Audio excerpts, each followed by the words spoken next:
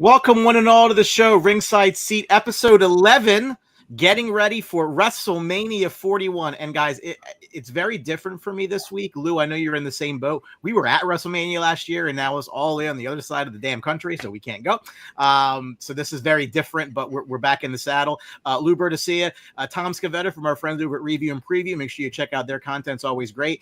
And the first person ever on this show that's ever actually won a wrestling championship as opposed to buying one for $12 at Walmart, Carlos Rivera, class of 2002 Hamilton High, brother. How are you? Good, brother. How you been? Living the dream one day at a time. Ask Lou. I rip people online like it's my job. It's great. It's great.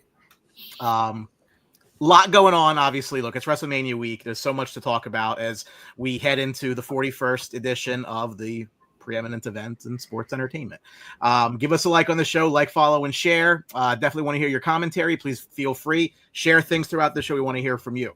Want to kick it off around the room, and I'm sure this will go on for about an hour if we let it.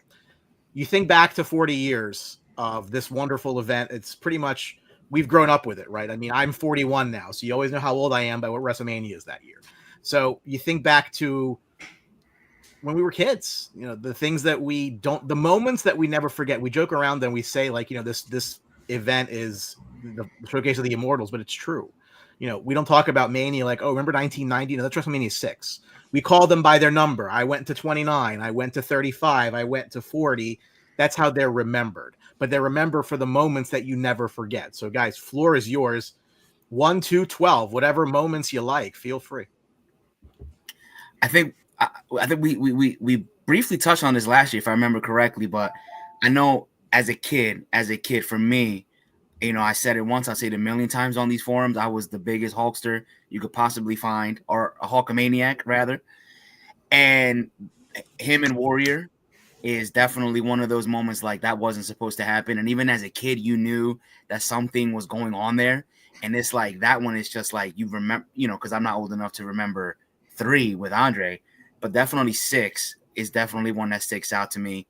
WrestleMania 12 with Shawn Michaels coming in from the top of the arena. That one wasn't, that was the most amazing thing ever.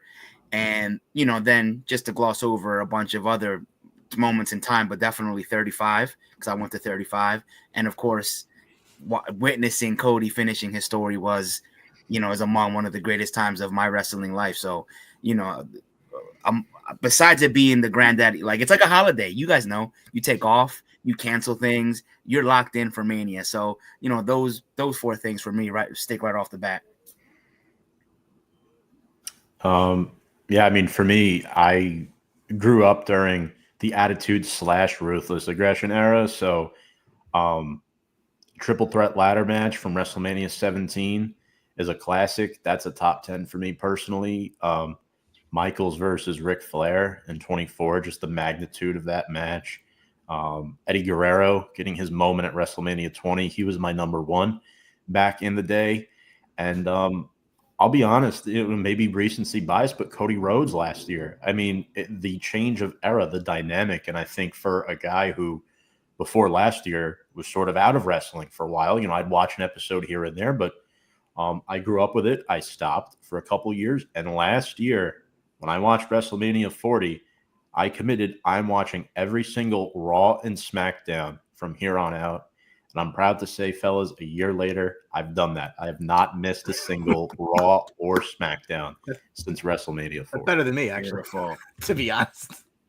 Listen, I've taken a break. I don't think I've watched a show in the last couple of weeks. I actually just caught Monday Night's Raw just to catch up on what's going on right now. Yeah, I mean, just all time, man. I got to grow up and see every era. I'll be 42 this year. WrestleMania is 41 years in, so I've been alive for all of them. I don't remember all of them, but all time matches. I mean, Bird, you touched on Warrior Hogan at 6. You and Tom talked about the triple threat at 17. The ladder, the TLC. That's incredible. You can't not talk about Shawn versus Razor at 10. Yep. in the ladder match. I mean, that's just all timer right there. The very next year, I mean, I'm a homer. I think LT versus Bam Bam Bigelow is probably my favorite gimmick match ever. You know, I thought that was a good time having Steve McMichael and all those guys out there. That was a good time. You know, you might be the first person I've ever heard in my life to reference that match in a positive way. Dude, LT won that shit with a shoulder tackle off the what? Come on, man. Oh yeah. Come on. Don't come at me. But yeah, you touched on Brett and Sean at 12. Yeah. The Taker streak. I mean, you could talk about Taker all day. Yeah, no, I mean, Mania is the pinnacle. We all know that. We all get ready for it. We all prep our weekends and game plan, you know. Yeah, I'm excited, and this year's interesting. WrestleMania 6 always stood out because it was, you know, the ultimate challenge. I mean, I come back to this and I always say it, like, we look at it now, like, through the lens of, you know, adults as we can possibly be, because we're really not, but we are.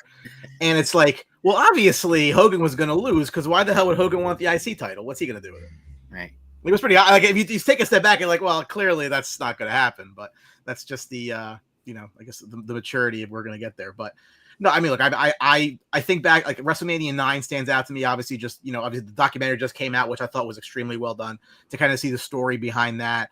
You know, you think back even to, you know, WrestleMania, the trilogy between Stone Cold and The Rock, 15, 17, and 19, and just the way every match was different, right? Like, it's the same people involved, but the story just interweaves throughout and involves different people.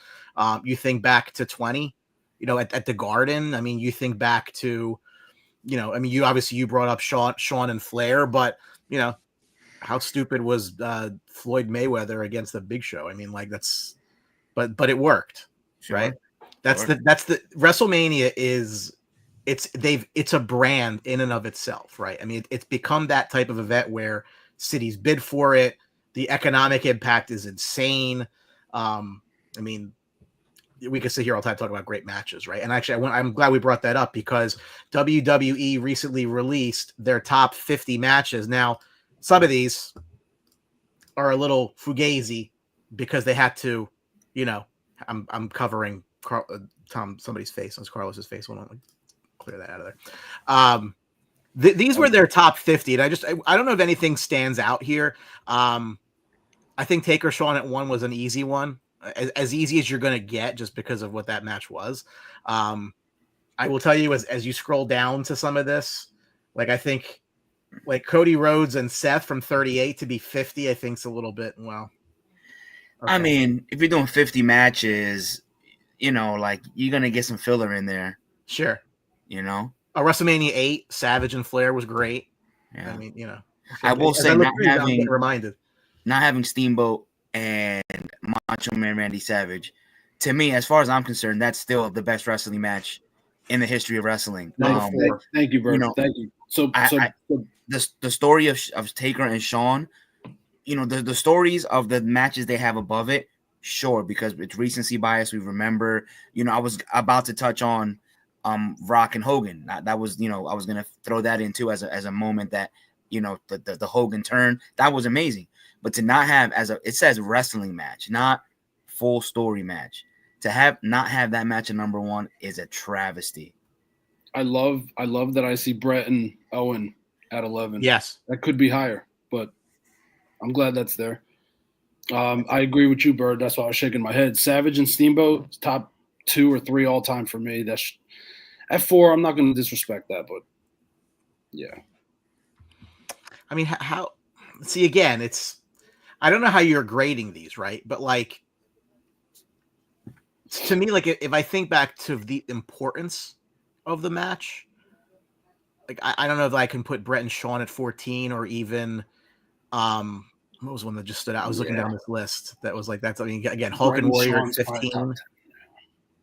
You know, like I don't know that you can say that the Dudleys. I don't know that the TLC match is bigger than Hulk and Andre at 3. Like, I don't know. It's so subjective in what you choose to categorize. Right.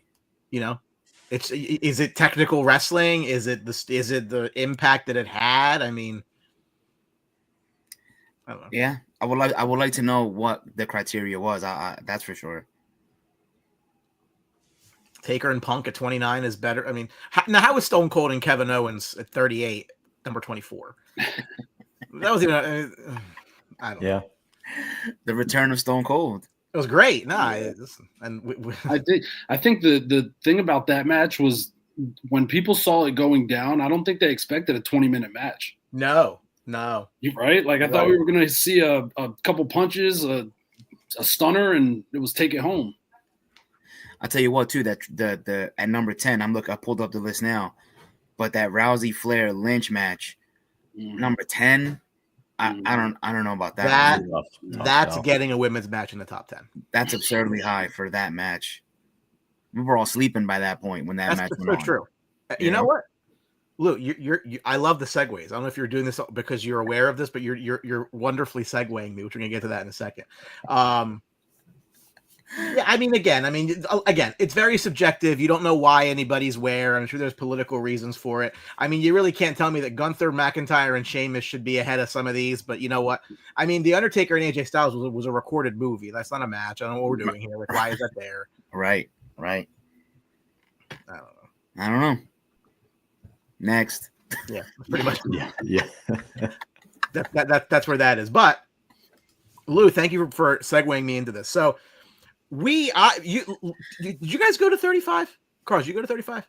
I've never attended. I'm not a crowds guy. As much as I would love to have been to one, no. Okay. Tom, I don't think you did not. Okay. So we were there, right? We were at 35. And what Lou said is true. I'm pretty sure that match went on after midnight. Yeah. Yes. We were exhausted, right? Yeah. Now, thankfully, I thought ahead and I had a limo take us home because I knew I wasn't going to want to drive. And I fell asleep on the way home. That's the God's honest truth. But like that match, you're so exhausted by the end that if that was any other main event, I'm not sure how it would even have. Like it lost a lot of it for me because of you've been there for like 7 hours and you're a human being and you can only do so much. So general thoughts about now the 2-night Mania era. Now, obviously, it started because of the pandemic and they realized, hey, we can make more money. Let's do this. Wonderful. Great. That's why they do it, right? So do you miss the 1-night event? Do you think that even with this 2-night split, that there's still this rush to pack so many people onto the cards to get them their Mania moments, that sometimes there's matches involved that don't really have a lot of for significance or juice, but they're on the card because they want to get people involved? Your general take on the 2-night versus the 1-night, any preference or thoughts? Well, I think as in terms of getting people on the card, it depends who's on the card, because if you're just putting card fillers to be there, then 1-night's the better option. But the 2-night Mania, I think you got to talk about certain things like the women's roster expanding, like you said, a financial perspective, staying up till 1 a.m., you don't want to have to do that. It's hard to really dissect for me personally which one is better. I think as a wrestling fan, it's nice to have a whole weekend dedicated towards it now rather than just 1 night. But I don't know. I really don't have any passionate thoughts on this one. I don't know about you guys, maybe watching a few more Manias here and there. I'm not too sure. It's a cop-out answer, but that's how I feel. Yeah, no, but you know what? I think that's how I feel. It's the same. Yeah. It's an inflated event. They got a huge roster. You want to put out as many of those guys as you can, and if you can do it in 2 nights instead of stuffing it all in 1 night, like Brian said, I mean, we're 1 a.m. Like we're done. Like I was done at 11. You know what I mean? Like I probably missed the last 2 main events, even though I know I wanted to watch them. But yeah, no, I like 2 nights. Like I said, there's just so much talent, man. Like first night could be the whole show, and then you get a second night, which is going to be another incredible night. So I like 2 nights. That's where I'm at. Yeah, I agree. I think I like 2 nights better because, like, as a fan, like everybody who knows me knows that WrestleMania is I'm off limits. Leave me alone for WrestleMania. Don't bother me. Right? Everybody knows that. So it's like now that you have it 2 nights, you can get you watch WrestleMania. Then you get to take a break, take a breather, relax. You're not doing anything anyway. Then you come back for night 2 where it really ramps up. And then you get for what Morella was arguing for, the real main event of the card. But, I think breaking it up, like, yeah, it was a drag, especially being not so much in like watching it at home. I don't think, because I think actually that was the longest WrestleMania of all time anyway, 35. I can't imagine it wasn't. Yeah, that was the longest anyway. But like, if you're home and you're chilling, like maybe that's not so bad. But actually, the viewing experience was pretty trash just because of the length. So breaking it up into 2 nights, I prefer it actually. Now, if they were to go back to 1 night, it would be okay too. I'm not really passionate one way or the other either. But yeah, give me the 2 nights. WrestleMania, make a whole weekend out of it. WrestleMania was 5 hours and 24 minutes long, including the pre-show. The event was over 7.5 hours, making it the longest pay-per-view event in WWE history at that time. I can't imagine it's been surpassed. I think there are pros and cons to it. I'm okay with the 2-night Mania basically because it's their premier event. Where I start to get annoyed is now there's a 2-night SummerSlam in August, right? And there's talk of a 2-night Royal Rumble, and it's like I think at some point like you're going to jump the shark with that, right? Sure. The roster size argument, I completely understand that, but where Anthony makes a right point, and now he's not here tonight because I'm agreeing with him, so he's not here to enjoy it, is that, yeah, the rosters are big, but that doesn't mean that you have to have everybody on it, right? Like, they've already moved the Andre the Giant Battle Royal off of Mania. That's now on WrestleMania SmackDown the night before. They do a decent job of kind of breaking up into night 1 and night 2 where you have important matches on both nights. I think, if anything, they actually kind of front load WrestleMania night 1 because night 2 kind of gets carried by the final match, right? Sure. Like you're going to watch it for that, whereas you may need a little bit more of that mid-card, upper mid-card, lower upper card to fill night 1. Again, it's true. Nobody wants to go. If you're going to have this size roster and actually feature people, yes, you need 2 nights to do it because you can't have an 8-hour wrestling event, right? People, I mean, like how much food you going to eat?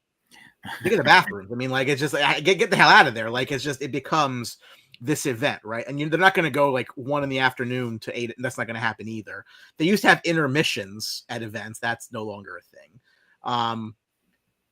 But even that, like when I look at the card this year, we're not going to go over every match because not every match is all that important. But I think that illustrates the point is, you have this Rey Mysterio El Grande Americano match, which is fine. Hey. I got yes. Hold on. I got nothing against the match, right? But that could be on SmackDown. Like that's my point. Like there's nothing about that has to be a WrestleMania match. Sure. Right.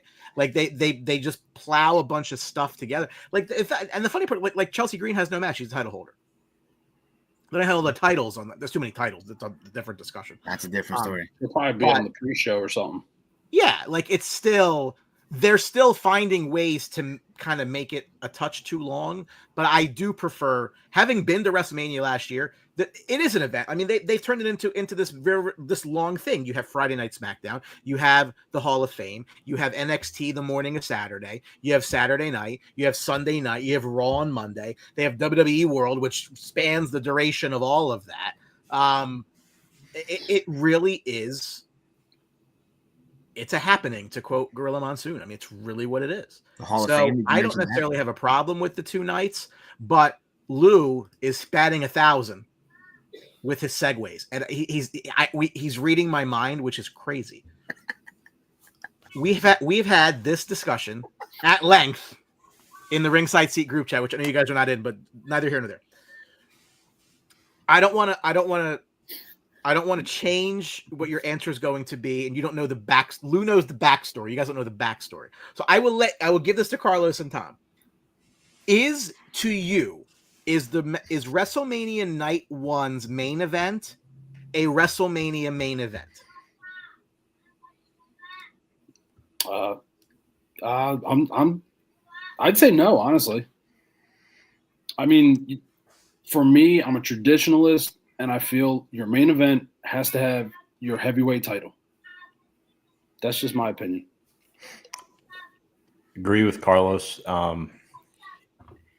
It's tough because I do think it needs to be a match for the belt, and unfortunately, I know not to steal loose thunder here with a segue, but I don't think one of the title matches is all that impressive. It's a bit unexpected, and as much as I love the guy in Jey, there's a reason why that's not the main event on night one, and I think Triple H mentioned it too. Like, the women got to earn it. Jey and Gunther had to earn it. They didn't earn it enough. The storyline between Seth, Roman, and CM Punk was just better. And to be honest with you, when Damian Priest was World Heavyweight Champion, Punk and Drew McIntyre, they were stealing the show every single Monday night. And we're sort of seeing that now with Jey. So, yeah, I do agree that the main event, that triple threat match, there's got to be some incentive to it. You can't just have them fight like, maybe make them the number one contender for night 2 or something like that. I don't know if that's too much, but kind of like what they did last year, right? The tag team match, bloodline stipulations, whatever it may be, just something to build on. And we don't have that this year as much, in my opinion. So, yeah.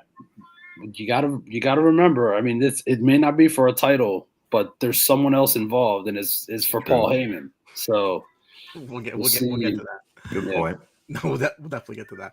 Lou, do you want to go or go ahead? So what you guys are saying then is if Jey and Gunther was the last match of night 1, that would be quote unquote a main event level match because it was last and it's for a belt? No, I don't think. I don't think. I mean, listen, Jey is a great merch seller. He's got the crowd completely behind him right now. I don't know, man. I enjoy it. I just don't see star. And I hate to say that because I like Jey and I like Gunther. I think Gunther's amazing. I love Gunther. I do. It's just boring to most people. But I think like now what Brian was saying with the backstory is that the debate was, it's not that like, okay, like John Cena and Cody is the main event of WrestleMania. That's the main event. But you've had other times where you've had co-main events where match A was a main event and match B was a main event. So the fact that night 1 has a main event, does that count for you? That was the debate. Not that it's the main event. Okay. Is it a main event? Do you, if like 20 years from now, will you look back and be like, Punk, Seth, Roman, night 1, that was a main event match because it was a main event, not so much the main event?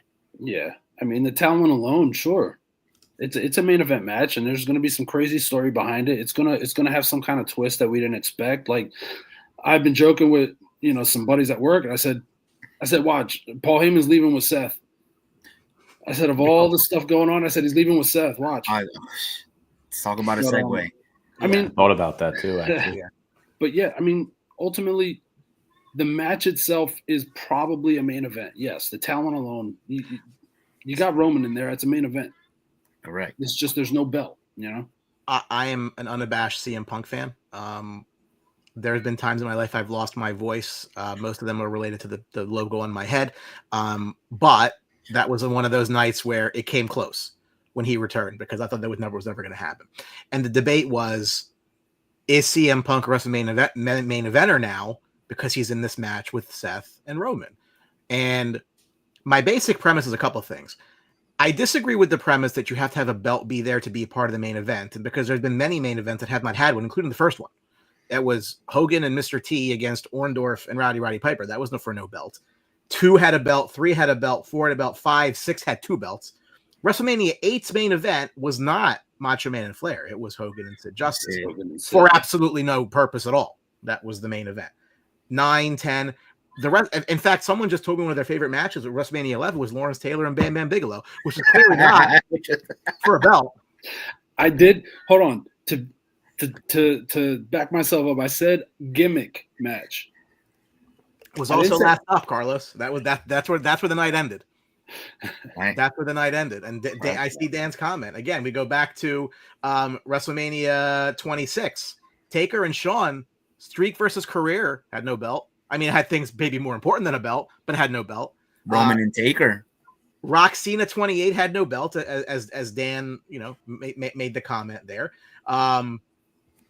33, Roman and Taker, you just mentioned it. WrestleMania 36 night. Now, here's where the night one comes in, right? So again, there's night one and night two. Night one was Taker and Styles in that movie that we all watched. We go back to, all the night one, night two, they all had belts. Tag belt at 42, Stone Cold and Kevin Owens at 38. That was, it is a main event. It may not be valued the same as the main event of everything on night two, but I would argue it is the second most important main event of the year because it is WrestleMania. And Morales said it's like intermission. I'm like, well, Aunt, let me know the next time you want to buy a ticket to a half a movie. Because that's what it is, right? You can go to night one and not go to night two. You can not go to night one, you can go to night two. I mean, you need separate tickets to go to both sides of this. It is a 2-night event. You need a WrestleMania night. And we talked about this in the lead up to last year, is you have to have a main event level match on night one because you are selling tickets, very expensive tickets, to night one. Night one is the second biggest gate of the year, second only to night two. So you can't tell me that there's not a main event to that, right? So while it may not carry the cachet of night two, WWE is telling you this is a main event match. It is part of the story. Punk, it's in there. It's in the contract. You are a WrestleMania main eventer. But you know what, Brian? You know what? But now that I think about it, though, and I don't think anybody mentioned this on the chat either, I think the tag team match of night one probably felt a little bigger than the singles match of night two because you had The Rock there.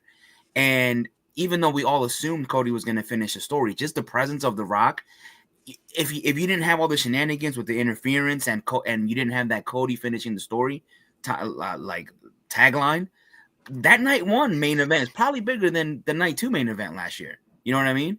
So I think I look at it as a main event. That's for sure.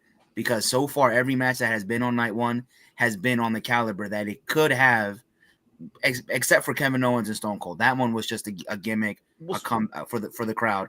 Other than that, every night one match could have, in theory, closed out its respective WrestleMania. So 36 was Taker and Styles. 37 was Sasha and Bianca. 38 was Stone Cold and Kevin Owens. 39 was the Usos against Kevin Owens and Sami Zayn. That one I think you can kind of, I think that had more to do with the bloodline than it did the people that were in it. That whole bloodline story versus, because that keyed into night two to a degree. Yeah. Not the way it did at WrestleMania 40, which directly impacted night two. But to me, excuse me, that's a main event. So no one's going to tell me that anymore that CM Punk is not main event at WrestleMania because he is in a main event match at WrestleMania. Oh, absolutely.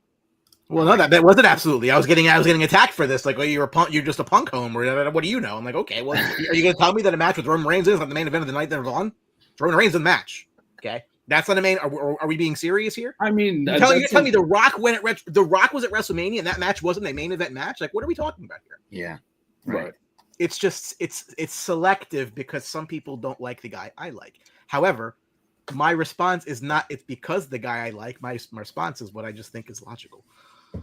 Happens to be in the guy's favor. That's a happy accident. But again, if every show in the history of wrestling, down to Sunday Night Heat, had a main event, a house show in Trenton has a main event. Sure. WWE Superstars at 10 a.m. on the USA Network in 1991 has a main event. Sure. So don't tell me that WrestleMania Night 1 doesn't have a main event and it's not a main event because that doesn't make any sense. It's a main event. I think so. And Morello will watch this back and curse me out, and that's what's going to happen. But that's just my take. Again, is it the main event of the weekend? Of course not. That's why there's a second night. but don't tell me it's not a main event. I would make the case. It is the second biggest main event of the year.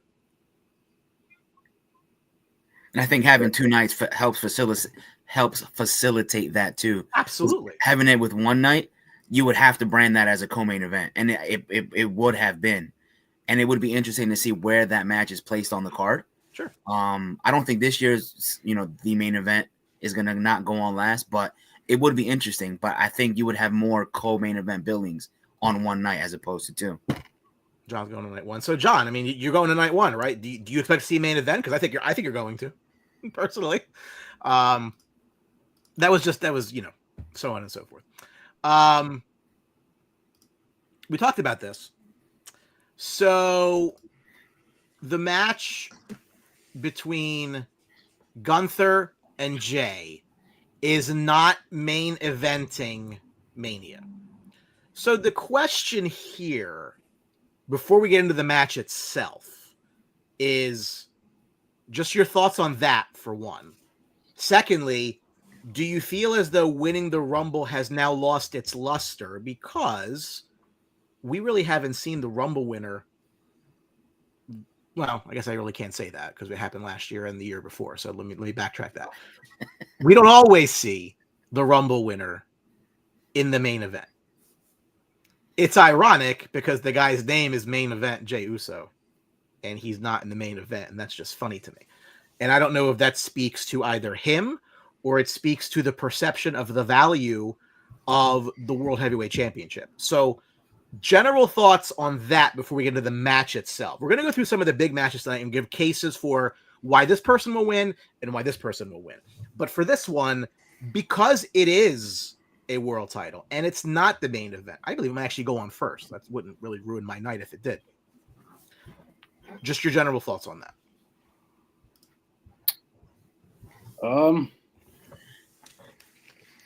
I don't know. I'm not going to say the Rumble's lost its luster because, number one, I think it's still one of my 3 favorite events of the year. But besides that, I mean, it's giving you a championship match. Whether you're the main event at Mania or not, you're getting your championship match at Mania. The company sees something in you to give you that match. So I still think the Rumble definitely means something, especially to the individual. Maybe not the company, because for all we know, and I'm not going to get into it, but Gunther keeps the belt at Mania.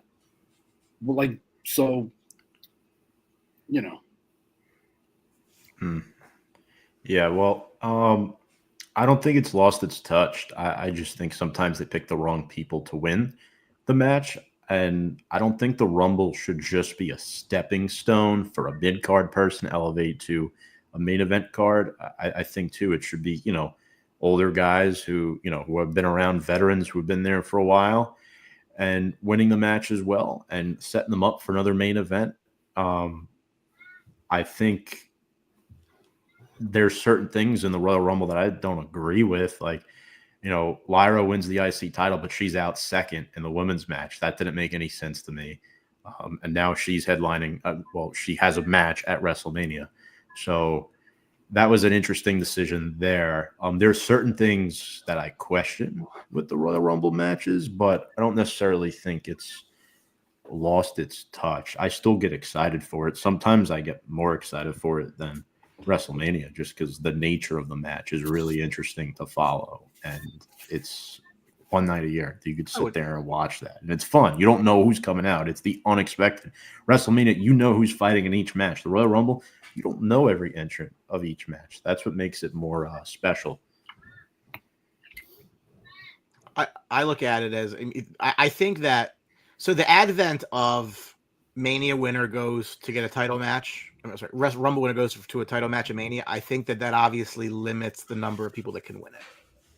I mean, in any given year, what are you talking about? 3, maybe 4 people realistically. I mean, we try to sit here and make a case for like 6 people, and you start to like pull, like you're really pulling hairs here, like to try to like make this work, right? What's interesting about it is then you have the chamber for the other one. Like the fact that there's 2 titles gives you this opening to do 2 things. To your point, Tom, about Lyra, for example, the part that I have never understood is why is a title holder in the Rumble anyway? Right? Like, I understand that you're a mid-card title when you're but still, you kind of got to lose one to go for the other. Like, that's kind of just my base take on it. If you remember the year that Reigns won it at the end, Reigns lost a championship earlier in the night. And then he came out 30 at the Rumble and won. And the question is, well, make that make sense. Did you enter the Rumble knowing that were you trying to go for 2 titles, or what was that all about? Like, there's certain things that don't make sense with the Rumble itself. What I mean is, has the Rumble win lost its luster? Is other than Cody, right? So who? I mean, WrestleMania, it was Edge and Daniel Bryan. I don't know how the hell that actually came about. I don't think, did Edge win the Rumble that year? Edge won the Rumble, yes. Edge won the Rumble. So how did Daniel Bryan get in that? I forget. Okay, fine. I forget. I don't. Reigns must have won to go to 34. I probably. Reigns won at 32 because why not? Is that when we won at 31? Is that the year that he won and then everybody got mad about it? Or no, that was when we were in Philly. Never mind. Yeah, take that back. That was Philly. Drew McIntyre won recently. Right. Yeah, that was the empty arena match, or the match in a room as big as this office. But I think part of what's going on here is I think that the reason that Jey and Gunther is not main eventing WrestleMania Night 1 is a couple of things. Number one, again, I like Gunther too. I don't think and this goes back to last year. We were trying to figure out last year's Night 1 main event. We're like, oh, Seth's going to face Gunther for the title. I'm like, I don't think that's a main event level match. I don't think that's a WrestleMania main event level match. Like, I think Gunther's going to get there. I don't think he's not in the upper card yet to me.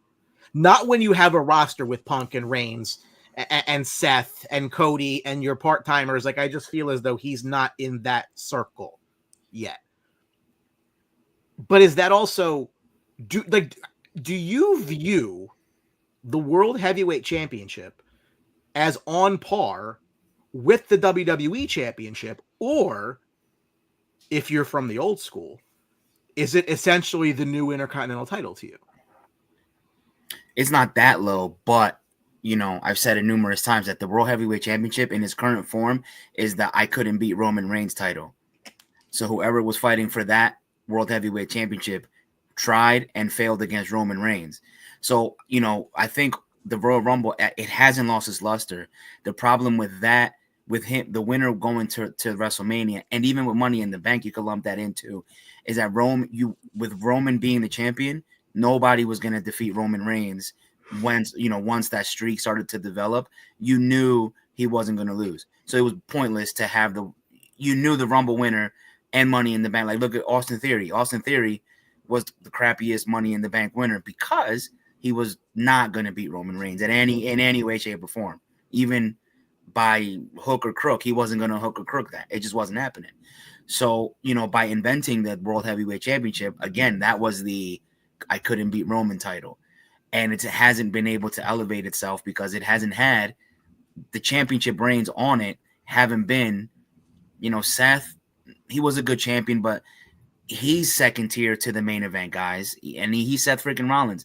Damian Priest is second tier to Seth Rollins. And there's nobody that has captured that title that elevates it. Gunther is a great wrestling champion, and we like him because we're wrestling fans.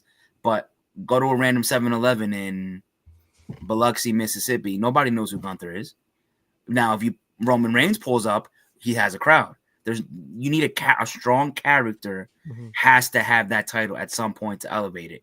Because it's not as low as the IC. It's just still at the I couldn't beat Roman title, and that's the truth of it. I don't know. I think Gunther's there.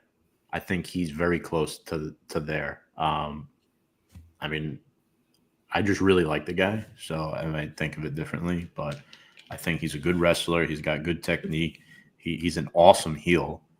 And I think under Triple H, he started to get there. Maybe he's not at the level of he's not at the level of a Roman Reigns or John Cena, CM Punk, guys like that. But I think he's in between that phase. Like, there's the Gunther is above that Damian Priest, Jey Uso tier, in my opinion. He has like his own little tier. I think he left that tier when he won the King of the Ring tournament. Yeah. That's when he left that tier. Because we knew once he lost the IC title to Sami Zayn, that doesn't happen, right?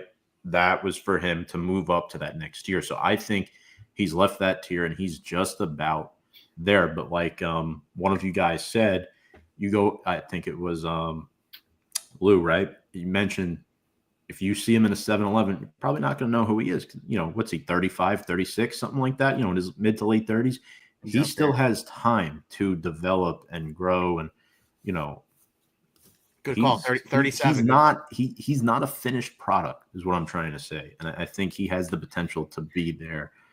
I think he's a main event guy, but again, main event guys have their different tiers as well, like a Seth Rollins or a Roman Reigns. Reigns above Seth Rollins. So that's kind of where I'm at. I think Gunther is in that Seth Rollins territory right now.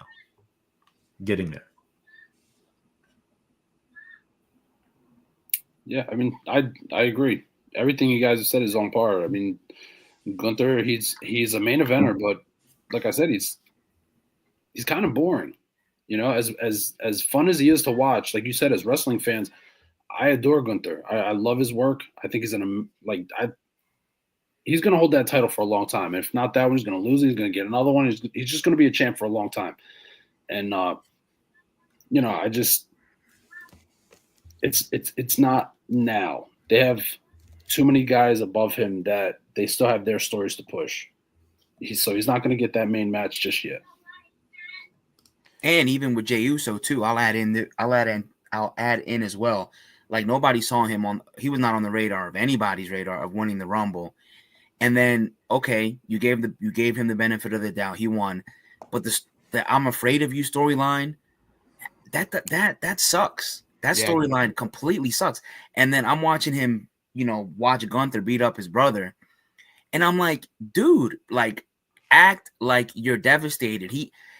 If you watch that over, the him watching his brother get attacked, you're like, what are you doing, dude? Like, what are you really doing? You're not selling it correctly. You don't look devastated. You don't look like you're really trying to escape. It looks like he didn't know what he was doing, and it's just the whole story behind him being scared of Gunther. It just sucked to me. It completely sucked. Hey, Drew Trammell. You hear us? Might be having tech issues. Sorry. Drew, can you hear us? Okay. Drew's gonna figure that out. Lou, go ahead. I'm sorry. Did I cut you off? No, I was finishing that the story sucks. So that, brings that match down even further than he's going for the I can't beat Roman Reigns title because he's among the I couldn't beat Roman Reigns people. We're definitely far away from when the World Heavyweight Championship was viewed as one of the major titles, right? Like you remember WrestleMania 20, triple threat match, Triple H, him who will not be named, and Shawn Michaels was the main event of that match for that title. The next year, Triple H and Batista was the main event for that title. Edge and The Undertaker was the main event for that title. So, they combined them. They brought them back again. That's why I had said last year, if anybody remembers, or maybe you don't, I do, because I remember everything that I say because I like it, that Cena should have won that title for 17 because that would have validated it. And I think that they're too concerned. They don't want to risk validating it, if that makes any sense. Like they almost don't want to take the spotlight away from the WWE Championship. With the women, for example, like I think I don't think anybody cares what the difference is. For the men, there is a difference, and I think that you need, we'll talk about the Reigns Punk Seth match in a second here, but I think if you're not gonna have maybe Reigns go after the main, maybe have Reigns go after that one. Like I think that belt needs to have a champion that is universally viewed as a main guy. Maybe even, I mean, it's not going to be Cody, for example. I mean, it's not in the short term, but Seth was champ for a while, But because he couldn't beat Roman at all, you're right, Lou. It had that. It's not right there. If you're going to make it even, I think you need to have one of a couple of guys. Cody, Roman, Cena. I mean, CM Punk. I don't even know if CM Punk. I mean, Punk would probably do it, but again, you're going to get the haters of Punk that maybe pull it back down. Like Rhodes and Reigns are universal main eventers. Like, no, even their most ardent haters are not going to tell you they're not main eventers, right? I think Punk and Seth are there, but they're not there. They're not that far away, but they're not there. Faces of the business, faces of the company. And that's because Reigns had the belt for 27 years. And then Cody got it, and he just got it a year ago. Yeah. Because it was that title. Like, Roman's cachet on that title is honestly what made the difference. Yes. But the perception is, Lou, and you're spot on.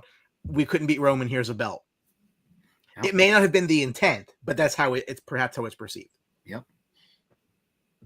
Having said that, sorry, my watch is talking to me.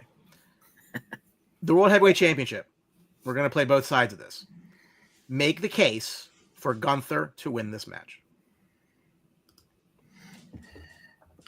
I don't see it. I think they've no, you have to. That's the fun part is you have to make a case for it. I don't want to.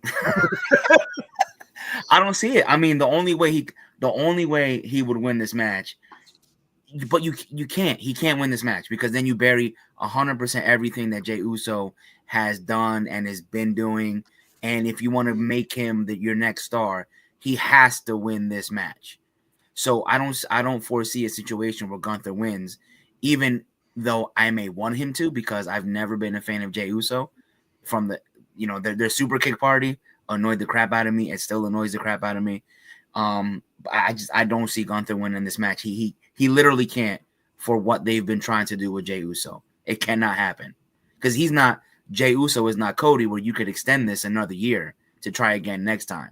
If Jey Uso loses here, I mean, what does he do? There's nothing else for him to do, literally. That would make it interesting for Gunther to get back on the chase, but yeah, I don't see it. Drew, you on? Yeah, I'm on. Sorry, guys. Right. No, you're good. You're good. Go ahead. Beautiful. Also, Tom. Hey, Drew. What's up? How you doing, brother? Drew, that's Lou up top next to me. That's Carlos right to your What's up? My right to your whatever. What's up, bro? Sorry, I just got done coaching baseball, so yeah. World Heavyweight Championship, Gunther. Yeah, I don't care. Listen, Drew just made our last segment, right? Just like that, he confirmed everything we said in our last segment. Exactly right. And that's I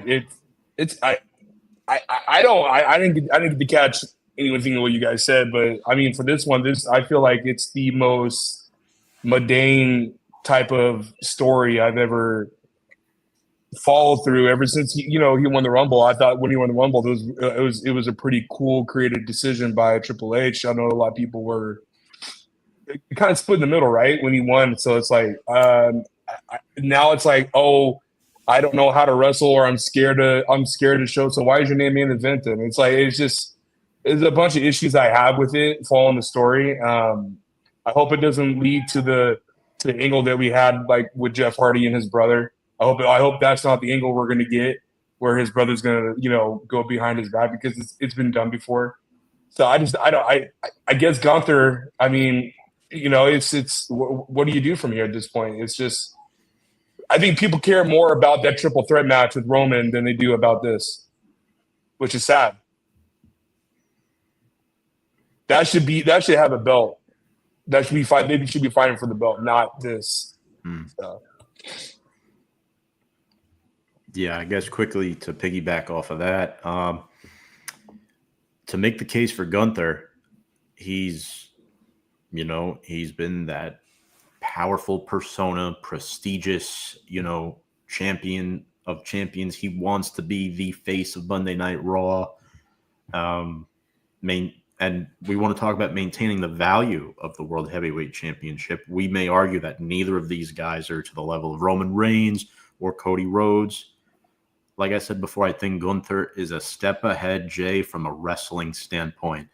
And I think you're going down if Jey wins this match. Now, that's me making the case for Gunther. So, yeah, I don't know. And you could make the argument, too. The only reason why Jey's in this match is because of his work on the mic, his work on his promos. He's awesome. He's one of the top 4 guys in the company in terms of promos. But in the ring, it's middle of the pack. Hate to say it, but that's the reality right now. That could change as years go by. Yeah, no, and I agree with everything Lou said earlier. I'm gonna give you one name, Kofi Kingston. When Kofi got hot that year, we got to put the strap on him. We got to even if it's for a few months. He got his moment. How many times have we heard the Usos story that this is their dream to be main eventing at Manias, and these guys damn near own the business, all that family. So you're gonna give him his moment. And I hate to say it, man, because I actually don't think they should take the strap off Gunther right now. But at the same time, that would be a terrible decision. Like, what kind of Mania moment is that? You built up all this, and Gunther beat him at the end. Nobody wants to see that, man. Everybody wants to see Uso come out of the crowd with the belt, and everybody chanting and raising their arms. Like, you got to give him his moment. He's a high merch seller. He's hot right now. You got to put the strap on him.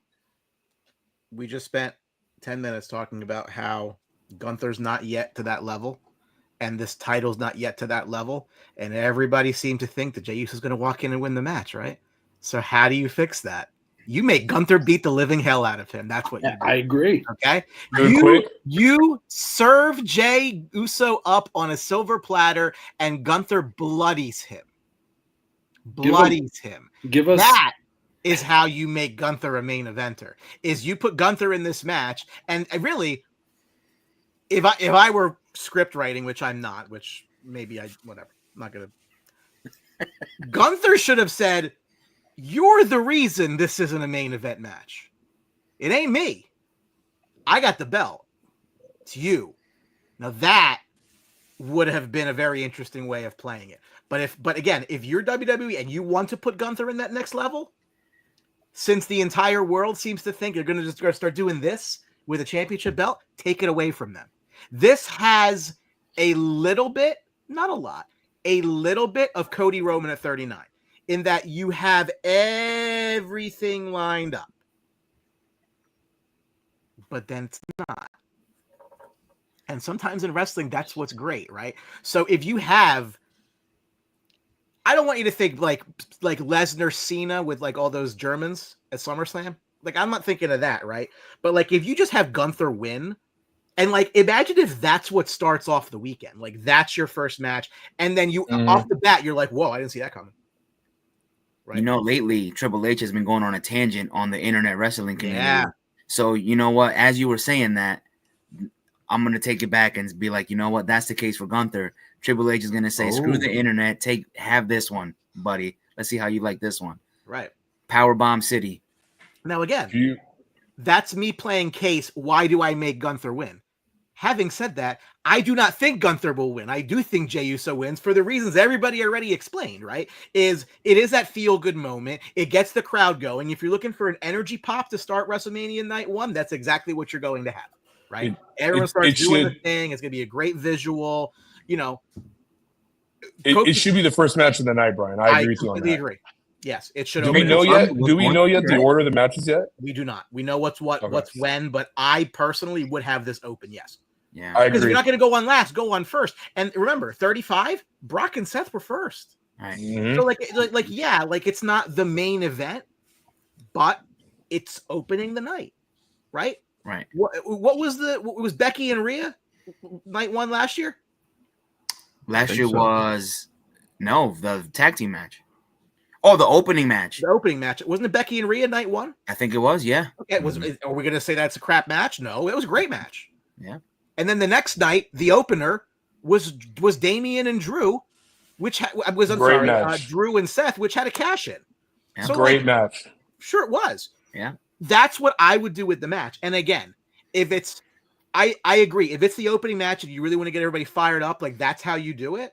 Do I think he holds it much longer? No, I think he drops it by SummerSlam. But if you're going to give it to him, you got to give it to him now. I completely agree with that. I don't think losing hurts Gunther that much. I think Gunther, maybe they have another thing. I don't know. Maybe you have Gunther go after. I don't know. I'm not there yet. I think my concern would be, what do you do with it? Like, is Jey winning the high of the whole thing? Like, where do you go from there? That would be a cogent case to go for Gunther. But for me, I do think Jey wins, and I think that's why. It's an energy pop to the start of the night. Give the guy his moment and move on. Sell a lot of main event Uso shirts with a belt on it. Sure. Yeah. Get everybody in a good mood and then wrench their hearts out later. Something crazy. Yeah, I always think, like, you know, it's kind of like, if this happens here, what does that mean for there? And like, you will convince yourself that you're correct until you're not, and you know, that's just the nature of it. But any other cases for Jey Uso to win? Thank you. The Resident Evil AMC just subbed to the Sportsbox YouTube. Thank you. Yes. Oh, Jey and Gunther is opening night 1. All right. See, there you go. I didn't even know that. Look at, fantastic. Then I guess what? That tells you. Go, Daniel. It just confirmed. I think that tells you the winner. Personally, I think that means that Jey wins. So does the winner of that first match foreshadow who's going to win the other title match? Like, if the heel wins this one, that means the face is going over that one. No, you would like to make that correlation, but I don't think it's important enough for that. I think you're right. All right.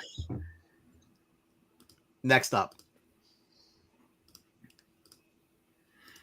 Tell me why CM Punk wins this match, which I think might steal the weekend, because from a pure talent perspective and from a pure just how big name perspective, it's not quite Rock, Roman, Seth, Cody, but it ain't that far off, you know. Arguably, and I made this case, and everybody and people in the chat think I'm an asshole, and that's fine. I am an asshole, but if Cody's your 1 and Reigns, if there's 1 and 1A or 1 and 2, whatever, I think Punk's the 3rd biggest name in the company of the full timers. Yeah, I think he's the 3rd biggest draw behind Cody and Roman currently. So this match, to me, the way the story's been, I had some concerns coming out of Rumble as to how you'd make the story work. Stories work beautifully. Do I think that the favor should have been used on this? No. I would have found a way to make the favor get me in the title match type thing. Mm-hmm. Whatever. Neither here nor there. They'd have a plan for that. Tell me why CM Punk wins the match. Drew, I think you missed it. We're doing why everybody wins. Like, make the case. Why everybody wins? Of the main matches, right? We're not going over everything. Dude, I got something that might be a hot take for everybody to deal with, but I think this match is going to be 1,000 times better than what we had last year. Go for it. With The Rock. I think all 3 of these guys work well together. I think they have good chemistry. CM Punk has won me over and over again with his story, right? I mean, Triple H has been talking about we're doing stories now. We're emphasizing stories. And I think the whole segment with him and Heyman, when Heyman told him he was now a main eventer, I mean, dude, like, as a teenager, I had a crying moment, because it's like, dude, it's true. This guy never been a main eventer, and now he gets that shot. I hope and I pray that whatever that favor is, I hope it's not the Heyman comes with me. That is the favor. Is that what it is? Yeah. Okay, well, that's stupid. But other than that, I was hoping. Honestly, I was hoping if he wins, it was going to be something that was going to influence the Cena and Cody Rhodes match for Sunday night. That's what I was hoping it was going to be. But regardless of the fact, why CM Punk's winning? Because he deserves it. The dude has been 10 years having to fight God-forsaken Ryback. Like, he just that alone, he deserves to win. Like, I mean, we have never seen him win on the main stage. We never seen him get the pyro behind him to close WrestleMania night. The fact, I don't think the statement where he's the first guy for Heyman. Like he said, Paul Heyman I thought it was somebody else, but their relationship, I think, is what is impact the most out of between Roman and Paul and CM Punk. Like obviously they're best friends, so it's like having that little notion there too. And the thing that I'm curious about the most is what benefits Seth if Seth wins. Well, what's his? You know what I'm saying? Because he's been the jobber. The last WrestleMania, he was a jobber for Cody Rhodes, and now he's going to be a jobber for this. Where's his direction going? But most importantly, dude, I think CM Punk deserves to close the night out because WWE owes it to him. I really do. So. Yeah, I don't really have a horse in the race. But yeah, for CM Punk to win the match, I mean, like he said, man, it's for the moment. He's never had it. Give it to him. You know, that's pretty much where I stand with it. Yeah, and I think Heyman's probably going to split with Roman Reigns in some way, shape, or form, whether it's with Punk or even potentially curveball, possibly even with Rollins. Even if Rollins loses the match somehow, there could be something afterwards that we don't know about, right? Like Punk could win the match, but then something else happens. So, but yeah, in terms of the match, I agree. I think Punk wins, and I think he's going to be having his moment that he's so greatly deserved. Yeah, I agree too. I think CM Punk, Rollins, and Reigns have had their WrestleMania moments, and if you're gonna, this is it for CM Punk. I mean, he mentioned it too about his body breaking down, and he may not be able to come back next year in this light. So just give him the win now. Have the pyro, even if you want to do something with Paul Lee later, where he kicks him in the nuts and goes with Seth or whatever. If whatever happens after the match. Have CM Punk win the match, get his hand raised, let him have his moment, and then you could do whatever you want with the story. But I think CM Punk, with his story arc, his villain arc, he redeemed himself, and he's been putting over. I mean, has he really been putting people over? No, but I would argue that by him being with Drew McIntyre was at the highest point of his career because of the stuff he was doing with CM Punk. And it's one of those. I think CM Punk has done enough in his redemption story where he has earned at least to get the dub here on this night. You know what I mean? So, and it's now or never for him to get the win at WrestleMania. So that's why I believe. I do want to add one more thing. Great. I agree with my man there. What he said. You guys remember last year when Cody Rhodes came out with his stage music for the Sunday night match, and who do you guys remember who popped in with him? Brandy. How dope would it be to have AJ? Brian, that would be a pop. Don't not tell me that would not be a pop. You're just old and white. Shut up. Moment of the night right there. Hell yeah, dude. So why CM Punk would win, and I think the case was made, is I think of the three, it helps him the most. Depending what happens, I think if Paul Heyman stays, if nothing happens with chicanery with Paul, then it lends credence to you start asking questions like, oh, was Roman because of Paul? Is Paul that big that Paul helps Punk win this match type thing? So I think if you want to maintain the power of Paul, that you would give Punk the win based on the fact that Paul Heyman in his corner may have made all the difference. So that is a story that I think makes sense, and it smells where you go. Tell me why Roman Reigns would win. He's the tribal chief, man. He's the original tribal chief. He is him in WWE right now.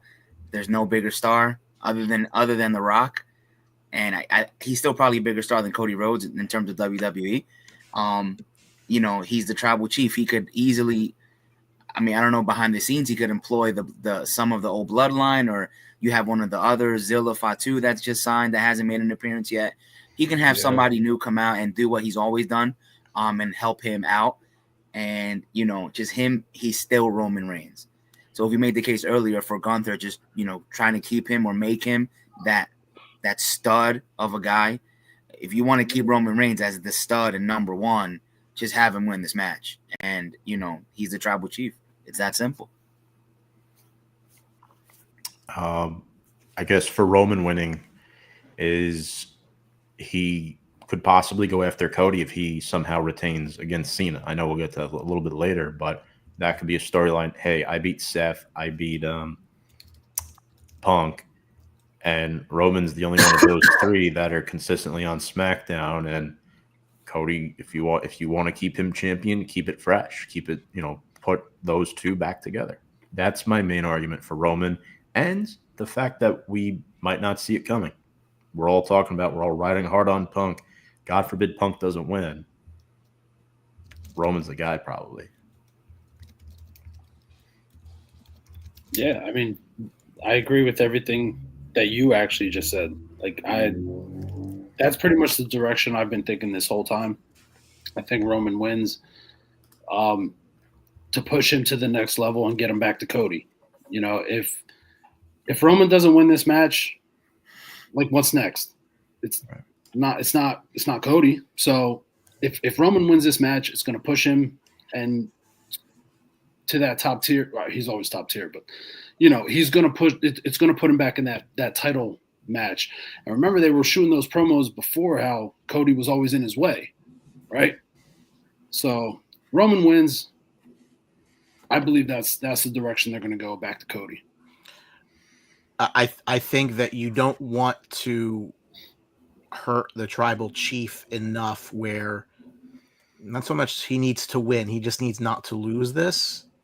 And I think you can draw stories to Paul depending on how that happens. But again, I do think it makes, does Paul change in the middle? I mean, there's Heyman's obviously the wild card in all of this. But if you want a case for Roman Reigns to win, it's very simple. It's because he's Roman Reigns, and that's what Roman Reigns does. Roman Reigns does not lose. In fact, Roman Reigns had to go away between Rumble and Mania because if not, he would have had to have been in Chamber, would have had to get pinned. So they can't have that. So that would be why Roman Reigns would win the match. To me, the main reason Seth Rollins would win the match is because I really, God's honest feel that Seth Rollins' character is getting very stale. Mm-hmm. Right?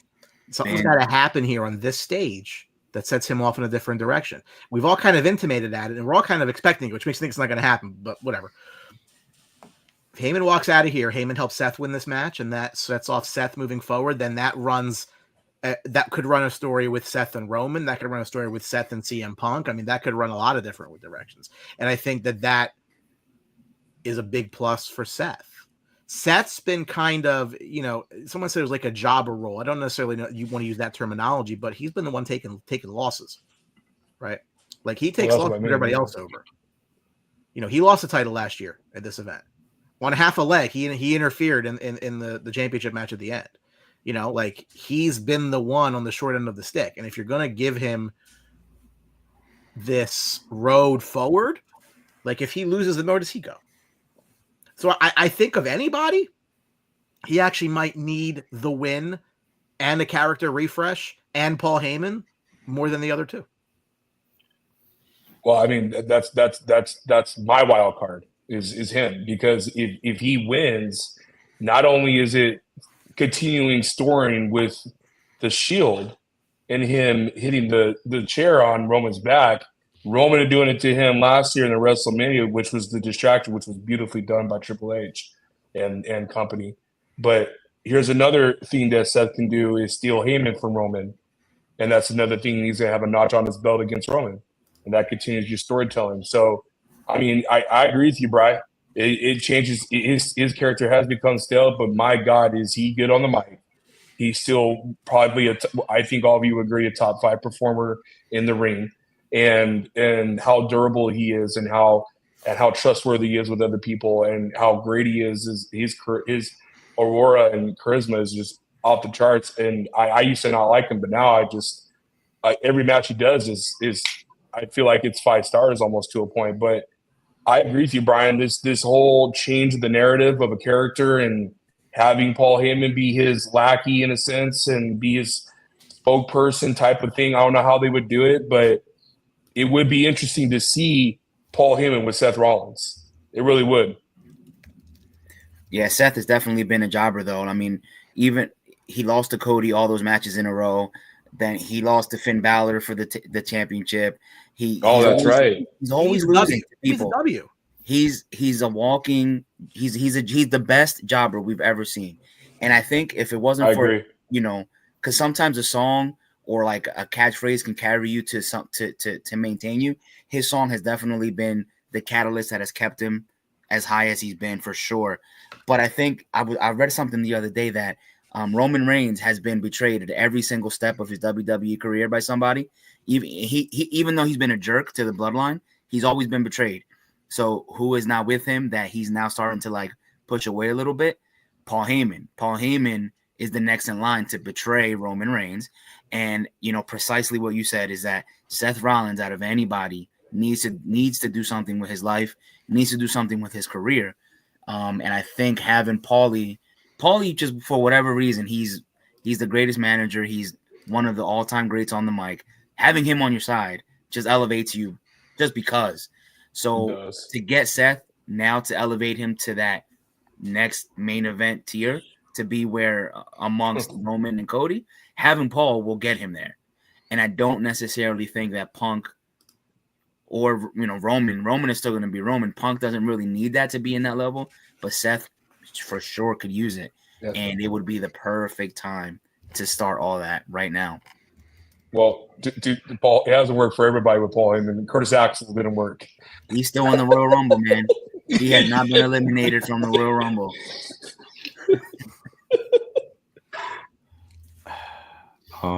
Los, what you got? Tom? You go, Carlos. As far as Seth, I mean, yeah, I hinted on it earlier. I kind of joked around that Heyman was leaving with Seth that night to throw the curveball at all of us. We all expect Heyman to leave with Punk or Roman. Nobody expects him to leave with Seth. Personally, I like Seth on the mic. I don't think he needs Paul, but I agree that if you want to get him to the next level, think about how unstoppable Roman's been with him. Think about how unstoppable Brock Lesnar was with him. Like, you put Paul Heyman with anybody, it's just going to take you to the next level. And the same thing I said about Roman going back to Cody. If Seth wins, he's going back to Cody. That's kind of where I stand with that. And then lastly, I think Seth, remember, he got pulled out of the cage by Roman Reigns on Raw. In that steel cage match against Punk, which I was at. Everybody thought Punk's going to win. There you go. Seth pins Roman. And if you remember that SmackDown where Roman Reigns is there sitting in the office calling the wise man, nobody picks up as the credits are rolling. Can turn back to something. Could be Seth Rollins that was behind that, not CM Punk. So that could be another potential. I know that's a little out there, but that could be a curveball as well for Seth winning. Nothing's out of the realm of possibility in the current WWE with those little details. HHH. All right. I'm going to set you guys up here. My wife needs my help with something. So I am going to move us over to the Tiffany and Charlotte match. I'm going to step away for a minute, but I want you guys to talk through. No. Who do you think wins? Take about a couple of minutes, and I will be right back. Floor is yours. To go back to that Gunther and Jey joke earlier, for me, who cares? Like, who cares? This is such a like. I would have loved to have seen Tiffany fight anybody else but Charlotte, and that's not even a knock on Charlotte. I think Charlotte's amazing. I get out, please. I'm so over Charlotte. Not interested. Sorry. Tiffy's been on a roll lately. We know, she's been winning matches a little bit more. I think I agree with what you're saying, Carlos. But I do think beating Charlotte could solidify her as a top star in the company, right? Charlotte possibly being used to boost Tiffany's reign as champion. The crowd reaction for Stratton's been amazing as of late. Her growth over the past year has been remarkable. And she's so young and she hits moves. She hits the target efficiently, right? Like if we're talking football, if you hit that target, you're going to be successful. And Tiffany hits it very well, especially on that stunning moonsault that she does. She's very athletic, the gymnastics background. And I think on the surface here, that's a good reason why Tiffany could win this match, is because of, who the opponent is and, whatever, right? You want to see her face somebody more on her level, more in her, age range or whatever it might be, a little less experienced, but it's not an awful match. I mean, I've seen worse, but yeah, back to the point before, the Royal Rumble winner losing here, right? So if Tiffany's going to win, that'll be interesting. Who's her next target? Does it stay as Charlotte or does it turn to somebody else? Just real quick, sorry. Do you think Charlotte's capable of putting Tiffany over at Mania?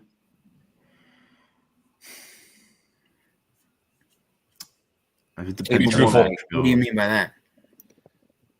I know it's up to Triple H and those guys, but like, how often haven't we seen Charlotte crush people, crush careers? If they give this title to Charlotte, what does that do to Tiff? Like, Charlotte doesn't need this match at all. She shouldn't have even been in. I agree that, in my opinion, Tiffany should win this match because it helps solidify her as a main event woman, beating somebody like Charlotte. And it keeps her where she needs to be, because on that show, she should be the champ. Now, her mic skills still need work, but overall, I like Tiffany. I think she's an amazing worker. Maybe not worker, but athlete. And putting her over Charlotte, just like I said, that's what they should do. Okay. Sure. I'm back. Drew, what you got?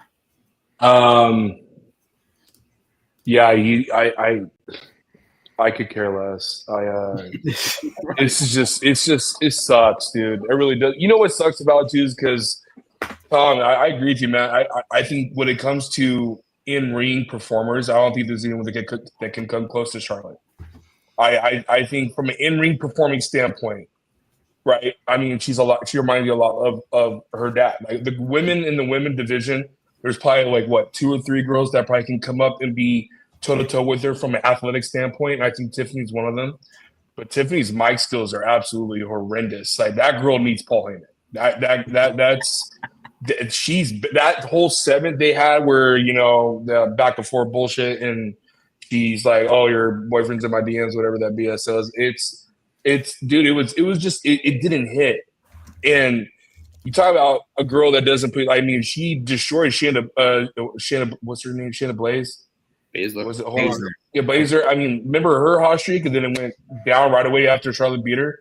It's just been one thing after another where it's like, when is the WWE going to start getting fresh WWE women's talent where they can start being the mix instead of just being Charlotte or Becky Lynch or, oh, Ronda's coming back and she can't even speak. And it's like, it's over and over the same stuff for the female side, where I want to start seeing more new blood into the main picture. Like, who did Charlotte defeat? I forgot. Who did she defeat in the Royal Rumble?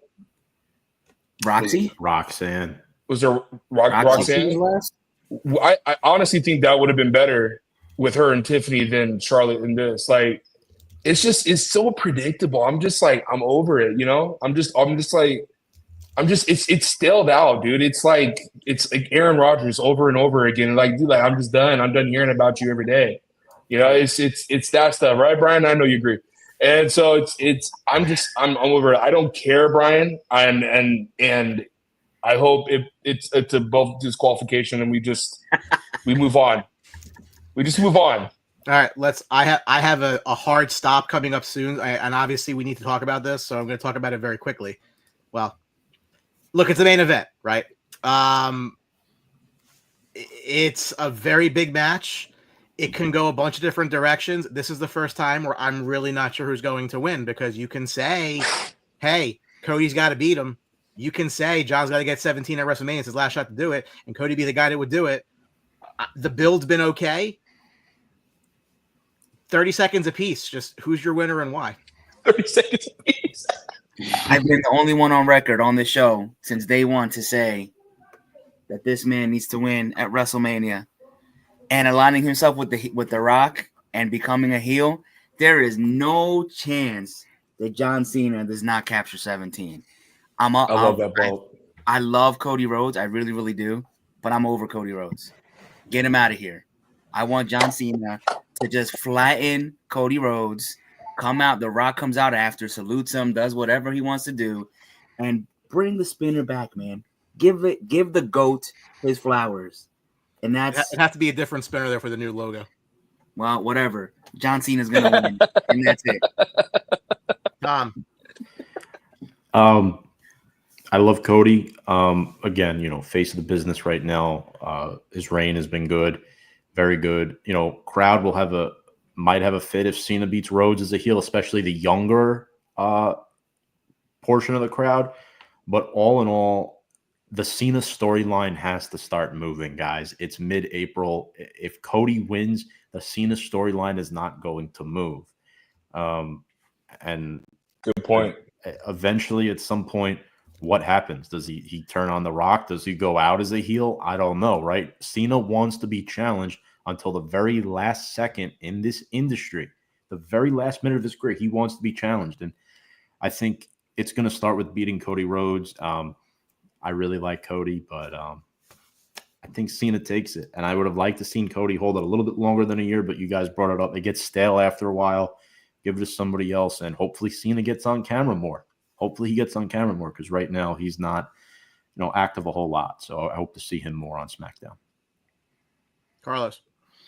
I hate to say it's common sense, because nothing is ever common sense in wrestling.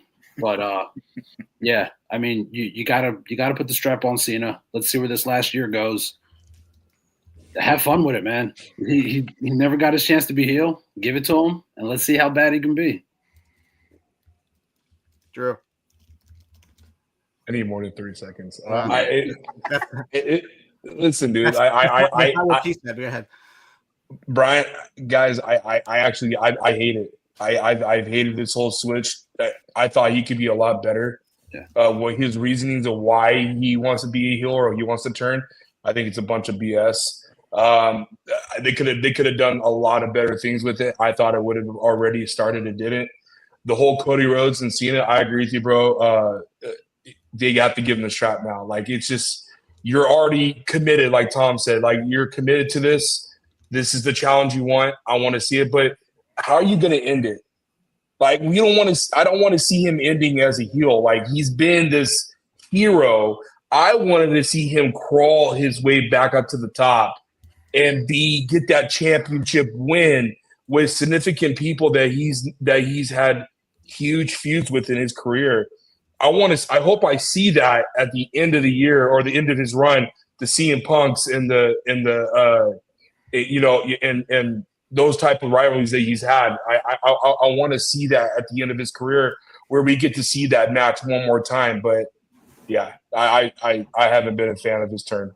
So I think if you're going to give him a title reign, it makes sense to do it now. Cody's the kind of guy that would actually enjoy being the one that gives Cena 17. Like, he's a business guy. He's grown up in it. Like, that's why you do it. And then that makes Cena's character a lot more interesting the rest of the way. Like, if Cena loses here, what do you do now? Right. Is he chasing it all year? I think having Cena defend this title against all the greats and then having him lose it at the end to Cody is probably the way they're going to do it. And I think that's what makes the most sense. And Cody's fine with that. So I'm going to be forever remembered as a guy who John Cena. That's great. That's his dad in him, right? And one last time, the Rhodes stick it to Ric Flair. That's right. That's actually a very interesting point. That's a good one. That's a good one. Right. Yeah. So long story short, my wife thinks there's a gas leak in the house. I think she's insane. I think she's fine. But you know what? Happy wife, happy life. So I very much apologize for cutting it short, but that's the reason why, in case anybody's asking me. I think we're going to be okay, but she wants to go. Sure, we'll go to her mom's. I don't really care. Sure. Love talking wrestling with you guys. That was a lot of fun. Sorry that it's probably about a half hour shorter than I would like it to be. I do apologize for that. But it's Mania. It's going to be a lot of fun. Like, follow, share. We appreciate that. Hopefully we can get together. Maybe I'm going to be in a cruise after this next week, so I'm going to have missed the post Mania stuff. But we'll try to get together between now and the next one and see if we can see how this ends up turning out. I do think Tiffany wins. I think I missed that. I think it makes the world of sense to put the title on her. And there you go. I wanted So, to also again- add to that before we stop. I think that Charlotte Flair, I've been on record saying she's the greatest of all time. The women have never had a passing of the torch moment. And I think Charlotte is going to lose because I think she's sick of the fans anyway. She wants to get out. So I think she's going to be the one to pass the torch, so to speak, from the 4 horsewomen that have started the revolution and hand it to Tiff. I think that's what's going to happen. Thank you all for watching. Again, like, follow, and share. Thank you to Lou, Tom, Carlos, and Drew. We'll catch you on the other side. Take care.